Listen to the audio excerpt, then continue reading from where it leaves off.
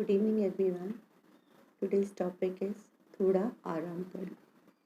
School से आकर जब सिया ने माँ से कहा, माँ मैं थोड़ा आराम कर लूँ, माँ ने कहा पहले पढ़ाई अच्छे से कर लो फिर आराम करना, और सिया पढ़ाई करने बैठ गई।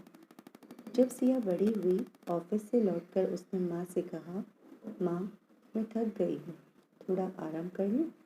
माँ फिर से बोली, पहले शादी करके सेटल हो जाओ फिर आराम कर लेना। अब सिया की शादी भी तय हो गई, लेकिन उसका आराम करना रह गया। खैर, सिया ससुराल गई।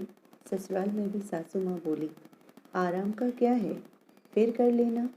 बच्चे समय पे हो गए तो कोई टेंशन नहीं, फिर तो आराम ही आराम है। लड़की माँ बन गई और आराम करना फिर से रह गया।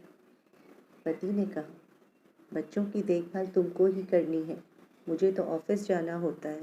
थोड़े दिनों में जब बच्चे बड़े हो जाएंगे तो तुमको आराम ही तो करना है। वह बच्चों के लिए रात भर जागती रही और उसका आराम करना फिर से रह गया।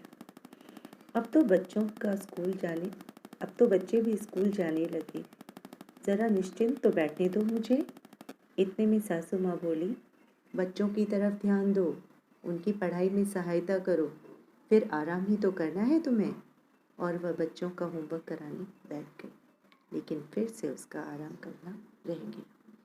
अब बच्चे अपने पैरों पर खड़े हो गए और मैं थोड़ा खाली हो गई हूँ।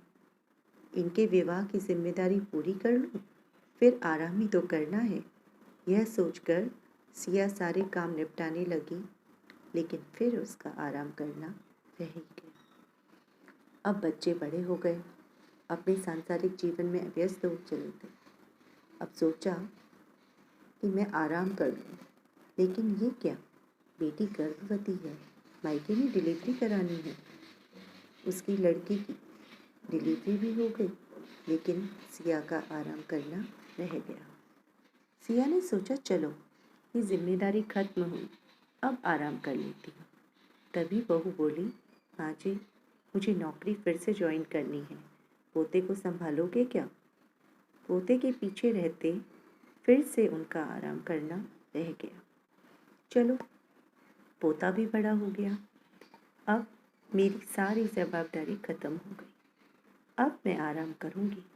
तभी अंदर से आवाज़ आई, अरे सुनती हो क्या, घुटने में बहुत दर्द हो रहा है, उठा बैठा भी नहीं जा रहा, लगता है बीपी बढ़ गया है, बीमारियां भी बढ़ रही हैं।